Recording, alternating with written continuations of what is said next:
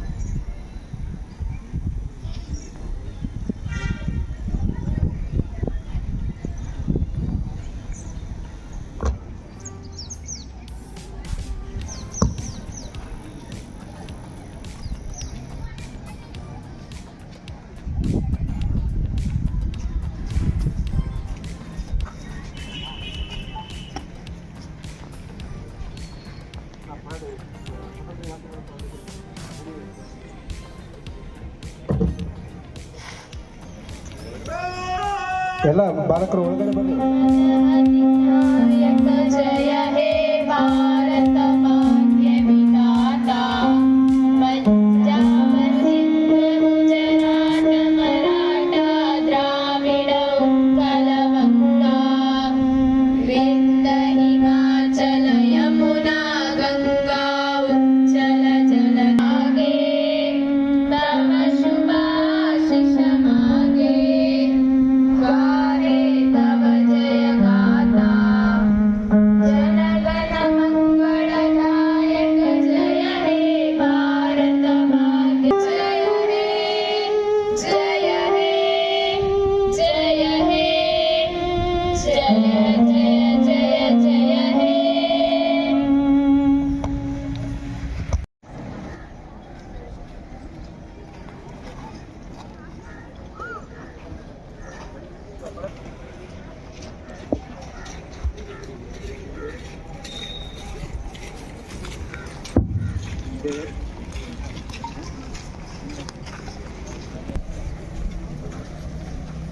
ಇಲ್ಲ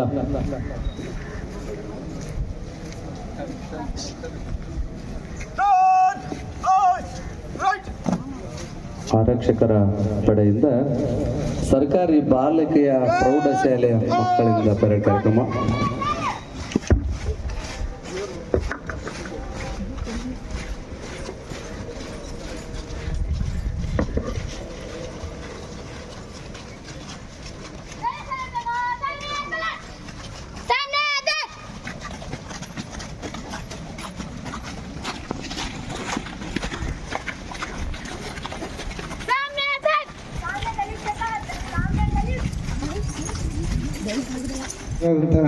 ಮತ್ತು ಶರಣಪ್ಪಣ್ಣ ಎಲ್ಲ ಗಣ್ಯಮಾನ್ಯರನ್ನ ಸಾಹೇಬರ ಒಂದು ನಿರ್ದೇಶನ ಪ್ರಕಾರ ಸರ್ವರನ್ನು ಕೂಡ ಈ ಒಂದು ಕಾರ್ಯಕ್ರಮಕ್ಕೆ ತಾಲೂಕಾದ ಉತ್ಪೂರ್ವಕ ಸ್ವಾಗತ ಕೋರ್ತಾ ಎಲ್ಲರನ್ನು ಸರ್ವರನ್ನು ಕೂಡ ಸ್ವಾಗತ. ಕೊಡ್ರಿ ಬಿಡ್ರಿ ಕೊಡ್ರಿ ಎಲ್ಲ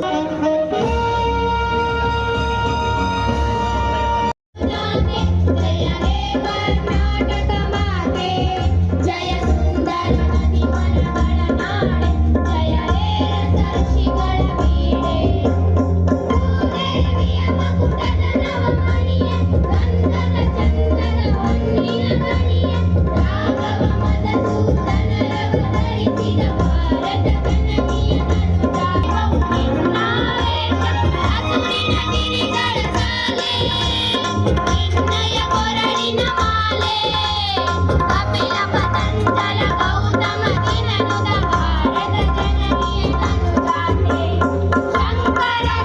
ಸ್ವಾತಂತ್ರ್ಯ ದಿನಾಚರಣೆಯ ಶುಭಾಶಯಗಳು.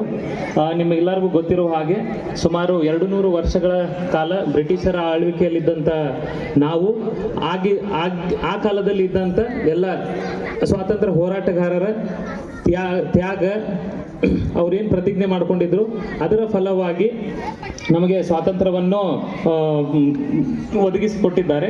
ಅವರ ತ್ಯಾಗ ಬಲಿದಾನವನ್ನು ಇವತ್ತಿನ ದಿನ ನಾವೆಲ್ಲರೂ ನೆನೆಸಿಕೊಂಡು ನಮ್ಮ ಸಂವಿಧಾನದಲ್ಲಿ ಇರುವಂಥ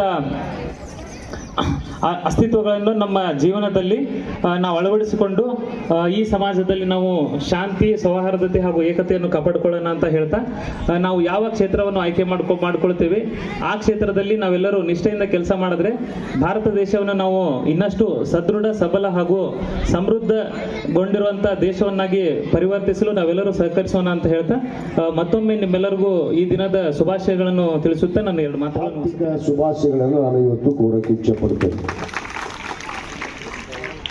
ಇವತ್ತು ನಾವು 79 ವರ್ಷಗಳಾಯಿತು ಭವ್ಯ ಭಾರತದ ಸ್ವಾತಂತ್ರ್ಯವನ್ನ ಏನು ನಮ್ಮ ಪೂರ್ವಜರು, ದಿಗ್ಗಜರು,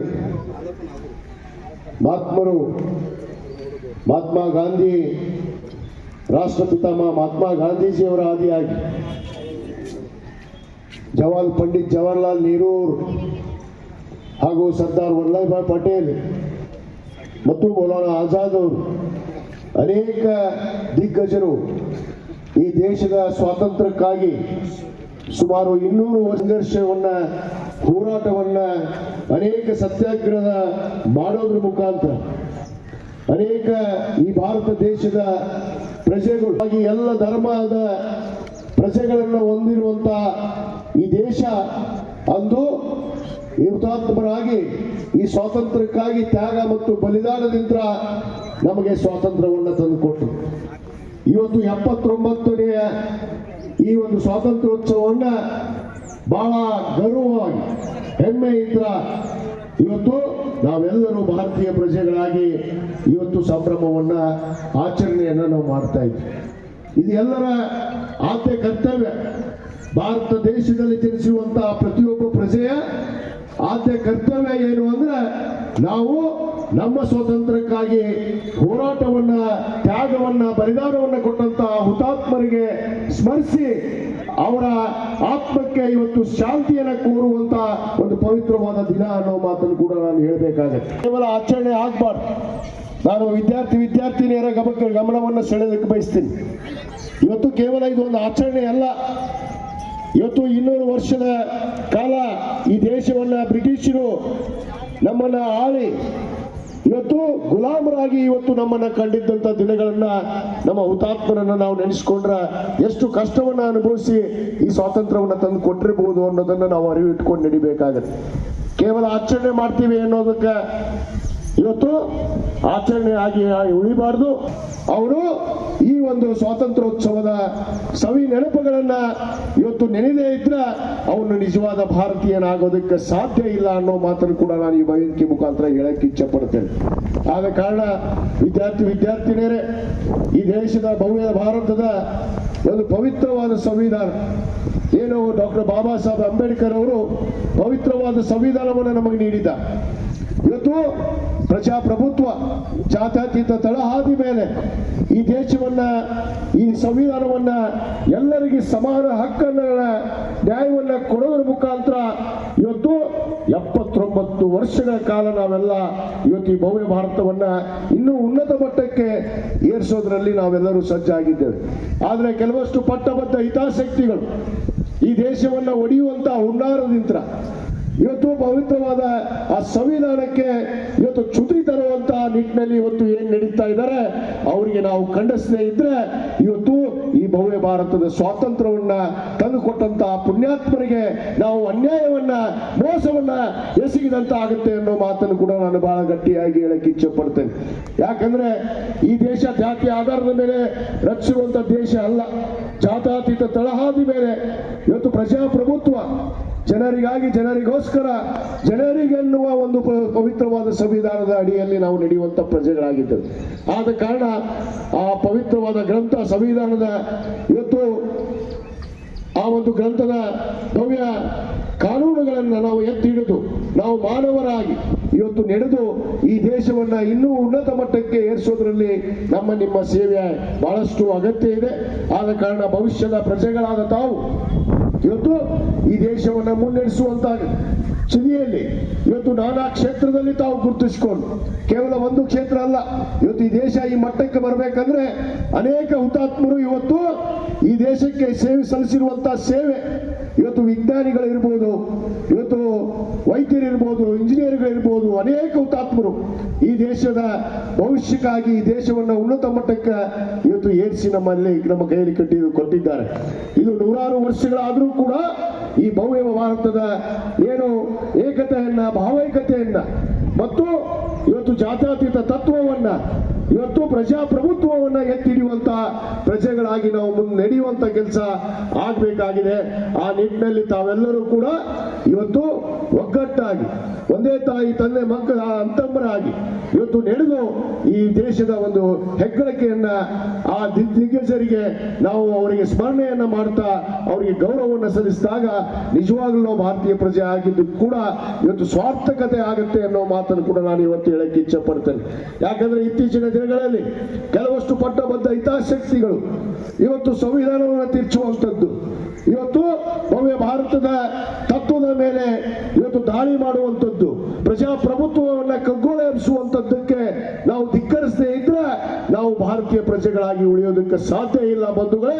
ಅದಕ್ಕೆ ನಮ್ಮ ಗ್ರಂಥ, ಪವಿತ್ರವಾದ ಗ್ರಂಥ, ಅದು ಡಾಕ್ಟರ್ ಬಾಬಾ ಸಾಹೇಬ್ ಕೊಟ್ಟಿರುವಂತಹ ಏನು ಪವಿತ್ರವಾದ ಸಂವಿಧಾನವನ್ನು ನಾವು ರಕ್ಷಣೆ ಮಾಡಿ ಭವ್ಯ ಭಾರತದ ಪ್ರಜೆಗಳಾಗಿ ಈ ದೇಶವನ್ನ ಇನ್ನೂ ನೂರಾರು ವರ್ಷಗಳ ಕಾಲ ಇದೇ ಪ್ರಜಾಪ್ರಭುತ್ವದ ತತ್ವದ ಆಧಾರದ ಮೇಲೆ ಈ ದೇಶವನ್ನ ಮುನ್ನಡೆಸುವಂತ ಕೆಲಸ ಮಾಡಬೇಕಾಗಿದೆ ಅನ್ನೋ ಮಾತನ್ನು ಕೂಡ ನಾನು ಈ ಸಂದರ್ಭದಲ್ಲಿ ಹೇಳ್ತಾ, ಇವತ್ತು ನಮ್ಮ ಇಳಕಲ್ ತಾಲೂಕಿನ ನಮ್ಮ ನೂತನ ದಂಡಾಧಿಕಾರಿಗಳು ಅಮರೇಶ್ ಬೊಮ್ಮಾರ್ ಅವರು ಇವತ್ತು ಈ ಒಂದು ಧ್ವಜಾರೋಹಣ ಸಮಾರಂಭವನ್ನ ಆಯೋಜನೆ ಮಾಡಿ ಇವತ್ತು ತಮಗೆಲ್ಲರಿಗೂ ಇಲ್ಲಿ ಬರಮಾಡಿಕೊಂಡು ಇವತ್ತು ಈ ಒಂದು ಕಾರ್ಯಕ್ರಮವನ್ನು ಯಶಸ್ವಿಗೊಳಿಸಿದ್ದಕ್ಕೆ ತಮ್ಮೆಲ್ಲರ ಪರವಾಗಿ ನಾನು ತಾಲೂಕು ಆಡಳಿತಕ್ಕೆ ನಾನು ಧನ್ಯವಾದಗಳನ್ನು ಕೂಡ ಅರ್ಪಿಸುತ್ತಾ, ಇವತ್ತು ಬಹಳ ವಿಶೇಷವಾದ ದಿನ.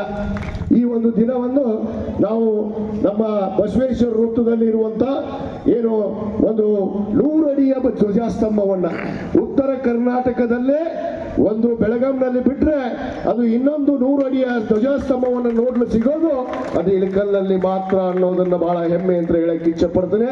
ಆ ಧ್ವಜಸ್ತಂಭದ ಉದ್ಘಾಟನೆಯನ್ನ ನೂತನವಾಗಿ ರಚಿಸುವಂತಹ ವೃತ್ತವನ್ನ ಇವತ್ತು ನಮ್ಮ ಪರಮ ಪೂಜ್ಯ ಗುರುಮಾಂತ ಸ್ವಾಮಿಗಳವರ ಒಂದು ದಿವ್ಯ ಹಸ್ತದಿಂದ ಅದು ಉದ್ಘಾಟನೆಗೊಳಿಸ್ತಾ ಇದೆ. ಆದ ಕಾರಣ ಈ ಕಾರ್ಯಕ್ರಮ ಮುಗಿದ ನಂತರ ನಾನು ಹುನಗುಂದ ತಾಲೂಕಿನ ಧ್ವಜಾರೋಹಣ ಕಾರ್ಯಕ್ರಮದಲ್ಲಿ ಭಾಗವಹಿಸಿ ಬರೋಬ್ಬರಿ 11 ಗಂಟೆಗೆ ಆ ಕಾರ್ಯಕ್ರಮವನ್ನ ನಾವು ಇವತ್ತು ಬಸವೇಶ್ವರ ವೃತ್ತದಲ್ಲಿ ಇವತ್ತು ಆಚರಣೆ ಮಾಡೋದಕ್ಕೆ, ಆ ಗೌರವದ ನಮನಗಳನ್ನು ಸಲ್ಲಿಸೋದಕ್ಕೆ ಆ ಕಾರ್ಯಕ್ರಮವನ್ನು ಆಯೋಜಿಸಲಾಗಿದೆ.